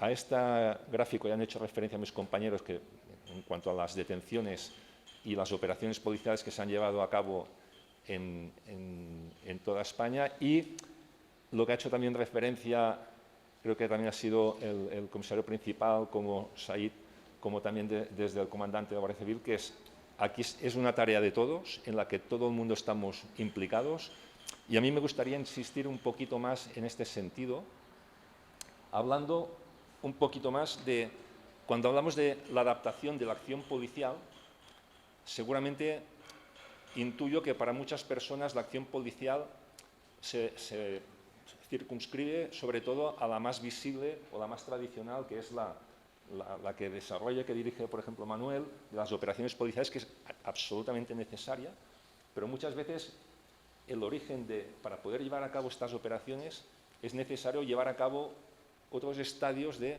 acción policial que no son tan espectaculares, por decirlo de alguna forma, que son más rutinarios y que ponen el énfasis en lo que, atendiendo a lo que, por ejemplo, como ha comentado también Lorenzo Vivino al inicio, este concepto del salad bar ideológico, y lo que vemos es una hibridación también de otro tipo de amenazas, es intentar hacer una doble perspectiva. Por descontado que tenemos que estar atentos a neutralizar y desarticular cualquier célula o núcleo o persona que esté planificando llevar a cabo una acción o que haya entrado en este proceso de radicalización, pero tenemos que invertir también de forma decidida en esos elementos que también el comandante ha explicitado de la prevención con una visión a largo plazo y no a veces exclusivamente focalizada en un tipo de extremismo violento, sino hay elementos comunes que son, nos habéis demostrado los académicos, que son de amplio espectro, por decir de alguna forma, ¿no? Todo lo que se ha comentado de los factores contextuales y los individuales hacen una mezcla que a veces, incluso creo que, empezando por mí, le buscamos sentido más complejo a decisiones que han sido mucho más sutiles o incluso simples. Y me acuerdo, en el caso de David Saavedra, que es un chico que se radicalizó en el ámbito de la extrema derecha, que se convirtió en un nazi y que bueno, ha escrito algún libro ya explicando su propia experiencia, que nos contaba que él se acogió a la ideología nacionalsocialista simplemente porque estaba en un barullo mental importante y pasó por el comedor y su padre en aquel momento estaba viendo un documental sobre la Alemania nazi. Pero según él, esas son palabras de él, si hubiese estado viendo un documental sobre algún otro tipo de totalitarismo, pues seguramente habría abrazado ese tipo de totalitarismo. En el caso de la operación Caronte que llevamos a cabo en Cataluña el año 2015, que en este caso también se ha hecho mención, era una característica que la mitad de la célula eran conversos, el líder, que en su nombre original era Antonio Sáez, en su casa tenía libros de varias ideologías. Tenía de anarquismo, tenía sobre el Capital de Marx, tenía varios libros sobre ideologías distintas y igual que le dio por abrazar el yihadismo, hubiese podido, en este caso, también motivarse por otro tipo de ideologías. En este apartado de la adaptación, pues implica que nos tenemos que adaptar en todos los aspectos de la acción policial, desde lo que es la prevención precisamente, que lo acabo de comentar, pero también lo que es la intervención con aquellos que ya están radicalizados, aunque no hayan dado el paso a decidirse a cometer acciones violentas y sobre todo también en aquellos que ya lo están planificando y desde un contexto amplio, desde lo que es el análisis y el conocimiento que entendemos y como no puede ser de otra manera, desde mi posición, creemos que aún hay que fomentarlo más dentro de los cuerpos policiales y que tenga una afectación y tenga una influencia en la toma de decisiones también en los otros ámbitos, como son la investigación, o incluso, que es muy importante, la propia formación e información. Formación de los propios miembros de las fuerzas y cuerpos de seguridad a nuestros compañeros para que estén más conectados con esa realidad. En este sentido hemos tenido experiencias muy positivas en el que a compañeros de seguridad ciudadana, en el momento que se le ha explicado el contexto de la amenaza yihadista y cómo se puede, creemos, las fórmulas más probables de modus operandi, esto a ellos les aporta un nivel de activación que les hace estar mucho más tranquilos, mucho más seguros, pero también mucho más efectivos a la hora de detectar cualquier elemento del espacio que les puede llamar la atención en aquel momento. Una de las características que tenemos que afrontar como auténtico reto es que precisamente este tipo de ataque inspirado por parte de un actor individual es muy difícil, no digo imposible, pero muy difícil de impedir. Pero sí que ya ha habido casos en algunos países en el que la persona que se decía atacar, como no son precisamente personas en su gran mayoría entrenadas y acostumbradas a estos tipos de situaciones, el policía tiene una visión distinta de la que tiene el resto del ciudadano cuando está haciendo su labor de seguridad en un aeropuerto, en una estación de tren, en la calle, y eso le permite ver a alguien que actúa de una forma distinta y ha permitido, pues, al menos abortar o frustrar un ataque inminente en situaciones que, de no haber sido así, hubiese sido una auténtica masacre. Y esto se traslada también, no se preocupen que no voy a desglosar todo esto, pero dentro de los ámbitos de actuación tenemos que fomentar aún más el que es el ámbito de interlocución. Entendemos que no se trata de emitir fórmulas dirigidas a determinados colectivos en el caso que identifiquemos colectivos más de riesgo vulnerables, sino hay que implicarlos a ellos también dentro de estas posibles soluciones, sobre todo desde el punto de vista de la prevención y de la detección de los posibles casos de radicalización de personas que se puedan llegar a determinar a llevar acciones violentas. El elemento de la interlocución, aquí tiene una muestra que llevamos años pues, en las mesas de evaluación de la amenaza, en operaciones conjuntas, pues demostrando la eficacia de lo que es este grado de cooperación.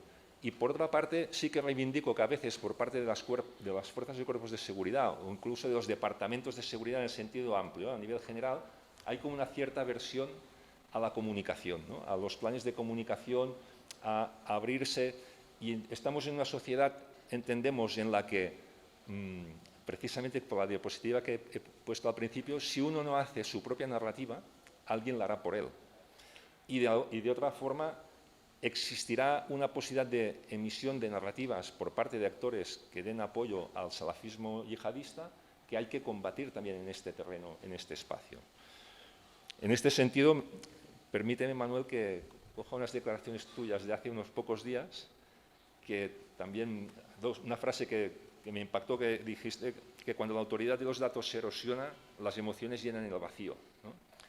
Y esto es algo que, de alguna forma, lo decías aplicado en otro contexto, lo decías en el contexto político, pero esto también a veces sucede en este sentido cuando no hay acceso a información real, ¿no?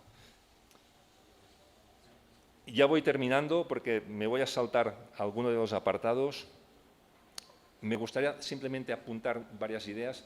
Nos hemos adaptado, intentamos adaptarnos constantemente porque la amenaza es cambiante, pero nos estamos incluso, creo que todos los cuerpos, preparando para pasos que pueden ser bastante impactantes, ¿no? Todos sabemos que, sobre todo en zonas de conflicto, Daesh utiliza drones. Por suerte aquí no hemos tenido aún ningún caso, pero estamos a expectativas de hace tiempo ya, pero ante la posibilidad de que puedan utilizar este tipo de aeronaves no tripuladas que pueden causar auténticos estragos. Por otra parte, un espacio que es el ciberespacio en sí mismo. Hemos sufrido, en el caso de Cataluña, recientemente un par de ejemplos, uno en el Hospital Clínic de Barcelona, que no tiene nada que ver con el yihadismo, pero que no pasa desapercibido por la amenaza yihadista o cualquier otro tipo de amenaza que quiera causar estragos en una sociedad, que es cómo llegar a paralizar la actividad normal a partir del ámbito del ciberespacio.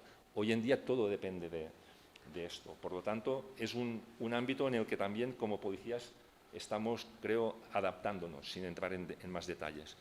y también nos crea una cierta preocupación dentro de ese grado de incertidumbre. ¿Qué efectos puede llegar a tener? Aquí no me atrevo ni a insinuar nada, por la complejidad es todos estos elementos, artefactos de inteligencia artificial, cómo pueden también contribuir o potenciar elementos de propaganda o cómo pueden llegar a modificar posibles comportamientos en el futuro. Ya terminando, como retos inminentes en lo que se refiere a la amenaza, nos preocupa, como ha dicho también Said y mis compañeros, la situación actual en la zona de África, en el Sahel especialmente, pero no solo en el Sahel, sino hemos visto cómo se ha expandido en zonas como Mozambique, todo lo que está sucediendo en los países de la zona del Cuerno de África, cómo esto puede acabar afectando al norte de África y, por ende, también afectar a Europa. O la situación en Afganistán respecto a Al-Qaeda, hasta qué punto, pues en algún momento dado, esto lo han dicho desde elementos de inteligencia norteamericana como Naciones Unidas, que pues, el régimen talibán pues, ofrece una cierta tranquilidad para Al-Qaeda y que en un momento dado se pueden plantear llevar a cabo también alguna acción relevante contra Occidente. Esto nos preocupa sobremanera y, en otra parte, también el hecho que hay otros retos que hacen referencia no a la amenaza en sí misma, sino a los que tenemos la necesidad y la obligación de responder. Y en este sentido creo que como propuesta incrementar aún más lo que es la interacción con el ámbito académico, de investigación académica, que podamos integrar aún más, no solo integrar vuestras investigaciones o los resultados de esas investigaciones en la toma de decisiones y en la comprensión de los fenómenos, sino incluso también, como autocrítica, creo, también el poner a vuestra disposición también toda la información que somos capaces de generar las fuerzas y cuerpos de seguridad para que podáis hacer también ese trabajo en mayor medida. Y por otra parte, y ahora sí que prometo que acabo, yo creo que, permítanme que es más una reflexión más personal que ni mucho menos como cuerpo. Creo que la policía no necesitamos aumentar nuestro prestigio. Creo que la ciudadanía ya nos prestigia lo suficiente.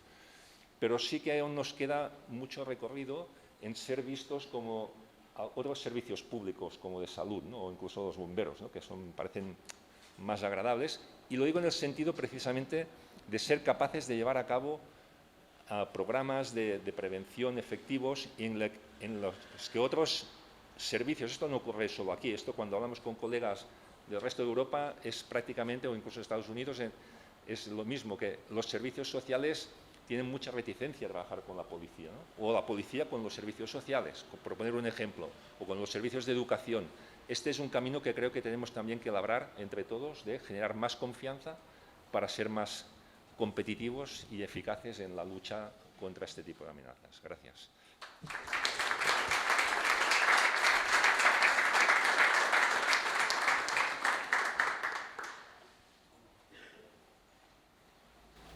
Manuel, un turno de coloquio breve.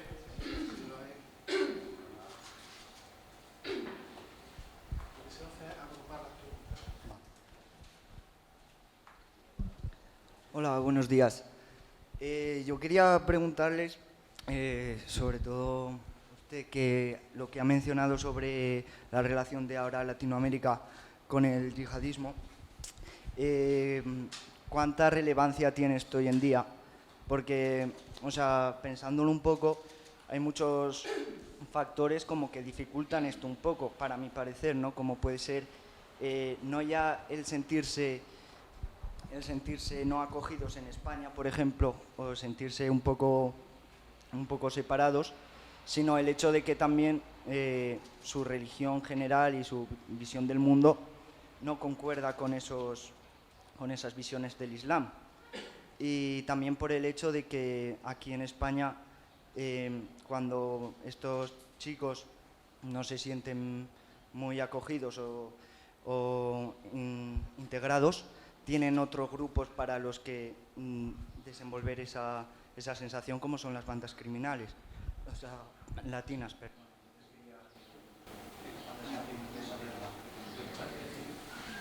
Las agrupamos primero y luego lo demás. Bueno, muy interesantes todas las intervenciones, muchas gracias. Yo les quería hacer dos preguntas. Una, han insistido mucho ustedes en el tema de la juventud, que ha bajado mucho la edad en la radicalización. Quería saber si han analizado o atribuyen a algo concreto, a algún fenómeno nuevo, que desconozco esa bajada en la edad. Y luego se ha producido una repatriación de mujeres de combatientes yihadistas en enero. Quería que la valoraran, pero sobre todo quería enfocar en algo que ha sido muy polémico esa repatriación. Ellas están en prisión, están siendo investigadas, la Audiencia Nacional está bajo ello, pero sí que sus hijos lógicamente están en libertad. Quiero saber si les preocupa, como investigadores, si esos chavales, algunos ya adolescentes, deben tener un seguimiento, creen ustedes desde su experiencia y cómo conocer estos casos, si debe atenderse especialmente este caso que preocupa y que es nuevo para todos nosotros. Muchas gracias.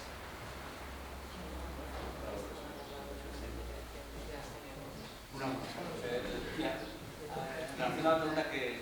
Hay una última pregunta.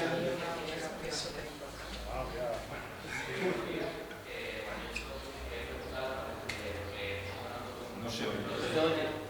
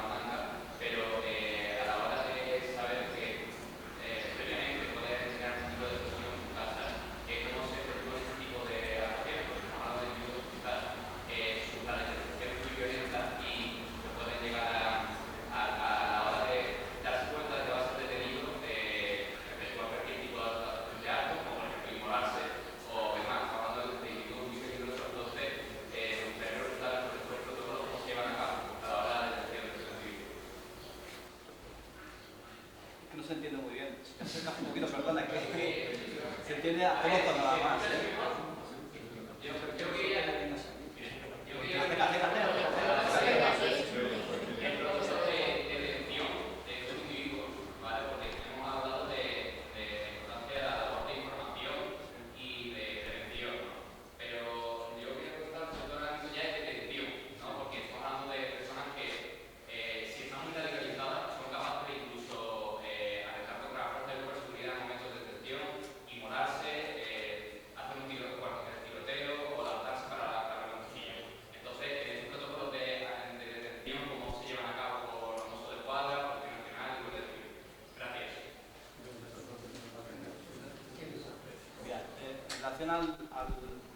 La primera pregunta, ¿no?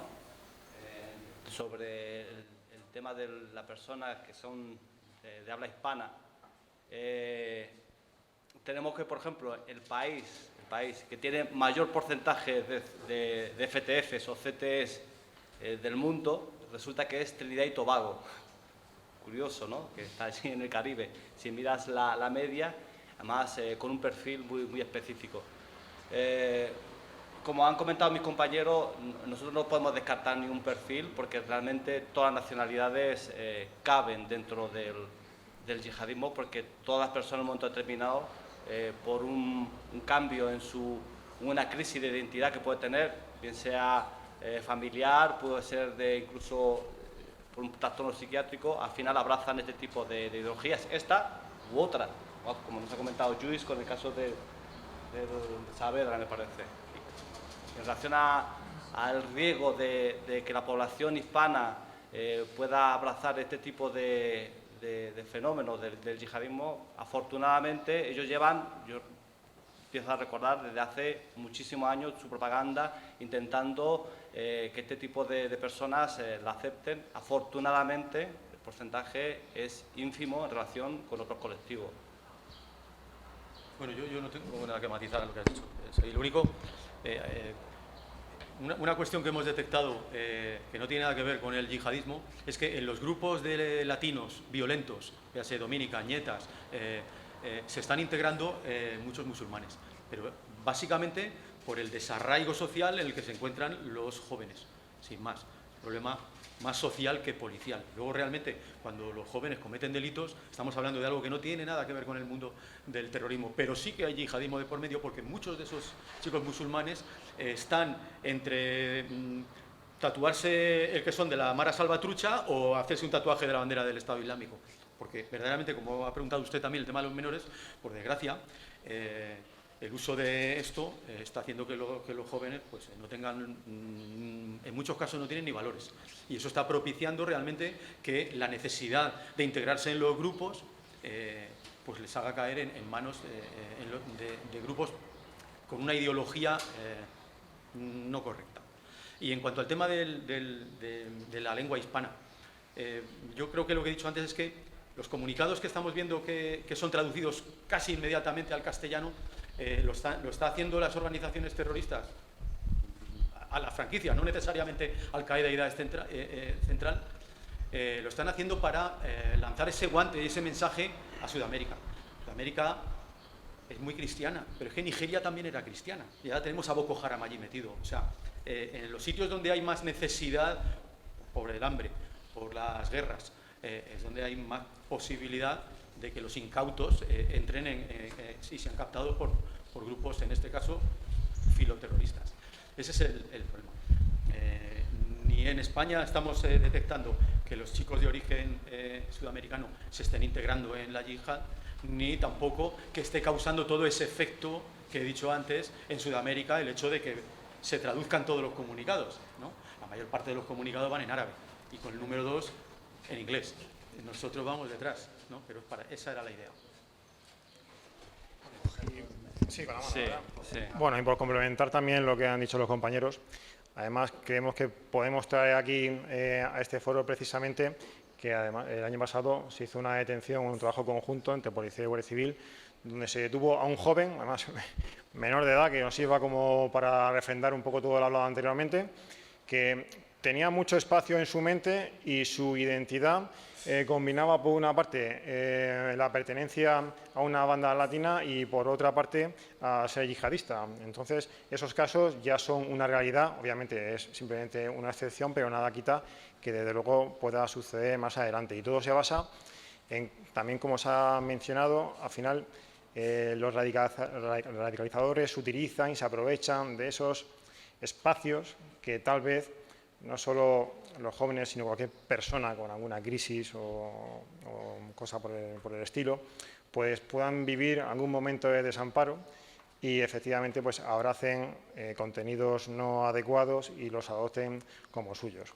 Por otra parte, con respecto a Sudamérica, podemos decir que también van varios pasos por detrás de lo que ha sido el continente europeo en lo que a radicalización yihadista se refiere, pero no hay tampoco que mirar muy lejos, puesto que se encuentran casos constatados ya, lo creo que nuestros investigadores a través de redes sociales lo ven todos los días, de personas, sobre todo de perfil converso, que también se están desviando un poco de la interpretación religiosa adecuada del Islam hacia lo que el contenido yihadista les conduce. Y un ejemplo que podemos utilizar, que es muy válido, aunque no con la propaganda en español, pero sí en Sudamérica, es Brasil. En Brasil ya se han neutralizado varios intentos de ataque y son cada vez más frecuentes las neutralizaciones de células yihadistas dispuestas a atentar.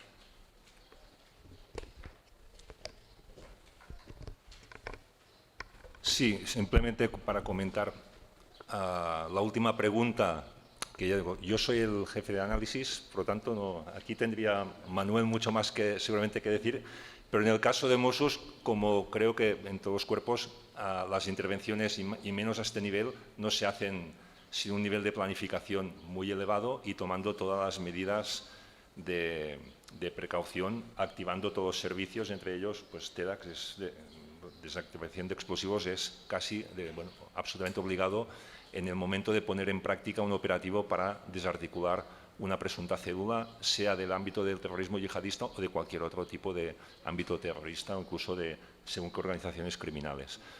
Por otra parte, en la línea de la propaganda, sí que también estamos constatando pues, cómo se utilizan pues, todas las herramientas que tienen a su alcance. Y en este sentido, como también decía Manuel, la tendencia, estos son tendencias que en ningún caso son certezas, pero que parece ser en este último año, por aportar algo desde nuestra perspectiva, las difusiones por parte de los órganos oficiales, tanto de Al-Qaeda Central como de Daesh, han disminuido. Incluso la más conocida revista Al-Naba, que ha reducido el número de páginas ostensiblemente, pero el círculo, digamos, de actores y productoras afines no oficiales ha aumentado, ¿no? E incluso pues, algunas traduciendo, como decía Manuel, estos comunicados y contenidos en español para que tengan una mayor difusión.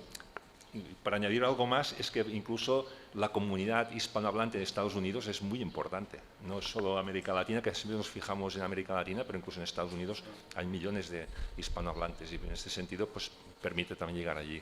Y una última aportación en cuanto al seguimiento. Evidentemente aquí en Mossos d'Esquadra no tenemos nada que ver en el caso de estas mujeres repatriadas. Digo que no tenemos nada que ver, no es que me desentiendas, que no es nuestra competencia en este caso, pero sí que desde mi punto de vista, evidentemente que unos niños que hayan crecido en el entorno de un contexto de radicalización tan fuerte como puede ser y no solo el hecho de haber crecido o haberse desarrollado allí, el simple incluso hecho de haber vivido en algunos campos requiere sí o sí un acompañamiento por su beneficio y no solo desde el punto de vista de la seguridad, sino también por el beneficio de estas personas. Gracias.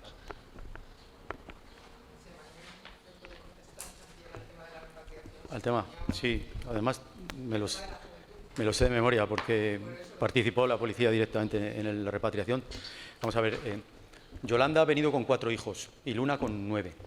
Los 9 de Luna, 3 son suyos, 4 son de su anterior marido francés, que murió no en combate, murió en un bombardeo, y los otros 2 son de un familiar que también falleció, y ella ha adoptado a los niños. Cuando se produjo la repatriación, los niños fueron directamente a un centro asistencial de menores y han sido escolarizados, documentados, y nosotros mantenemos un contacto directo por órdenes del juzgado. Tenía que haber empezado diciendo que por qué hemos sido nosotros los encargados de la repatriación de las mujeres. Porque las requisitorias que tenía la Audiencia Nacional, de ellas 2 y de alguna más, fueron motivadas por las investigaciones de la Comisaría General de Información cuando ellas se fueron. O sea, toda la carga probatoria que hay por su integración no es porque hayan estado en los campamentos de Al-Hol y Al-Roj, ¿no? Es porque cuando se fueron allí se integraron. Y ya ellas pertenecían a esa brigada, pero me refiero que las investigaciones fueron de la Comisaría General. Los juzgados entonces eran el 1 y el 5, que ahora no son los titulares.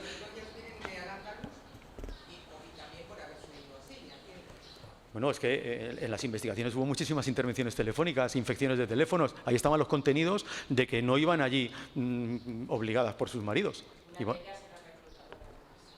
Claro, claro.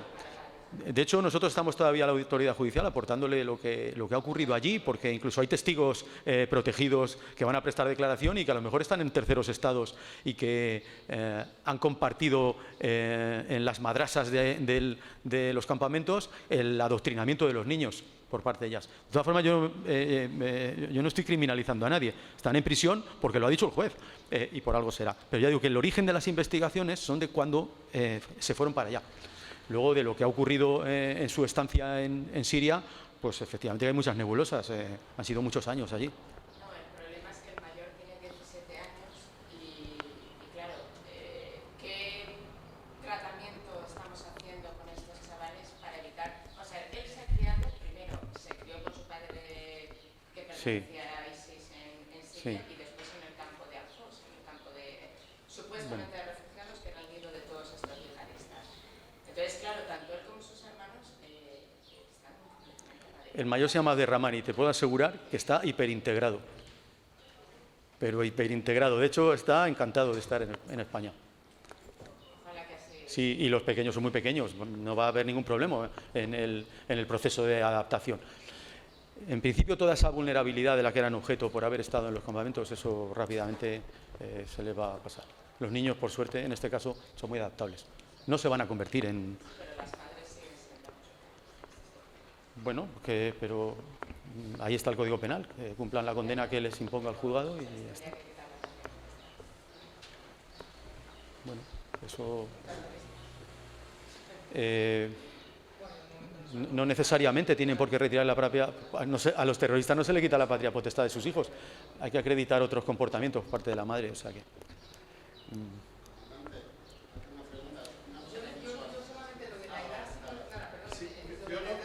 Yo lamento interrumpirlo, es que estamos ya fuera de tiempo. ¿A qué atribuían la bajada en la edad de la radicalización, si son tan amables?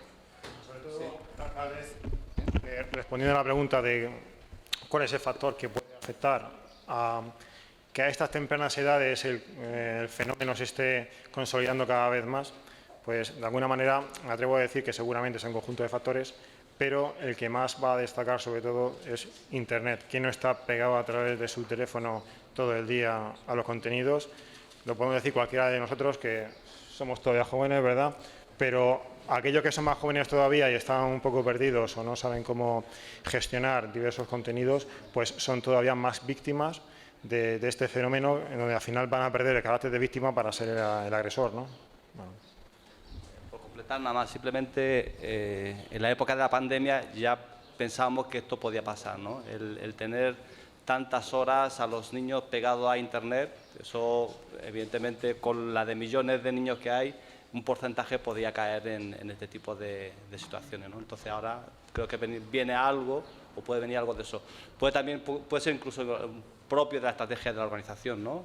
El que se adapten y vayan justamente a los espacios donde están los niños ellos, donde se van a jugar, donde se relacionan, entonces ellos pueden ir buscando justamente este colectivo para poder captar y reclutar. Esto lo puedan decir los investigadores, pero desde el punto de vista estratégico entendíamos también esa opción.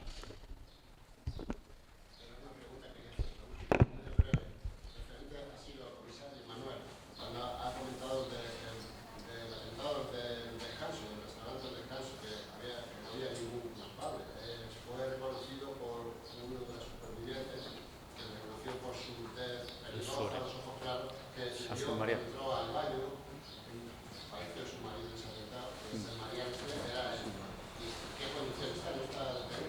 Es un misterio. Alguien le ha visto en una cárcel en Irak, pero no se sabe si está vivo o no. No voy a contestar eso. No se sabe. No se sabe. Tampoco es algo que se haya podido acreditar. Sí. ¿Se sabe si falleció? No. Se cuentan las dos cosas, que está muerto y que está vivo. Bueno, pues muchísimas gracias a la mesa por la intervención, por el tiempo y concluimos esta sesión y volvemos a la mesa a las 3:30.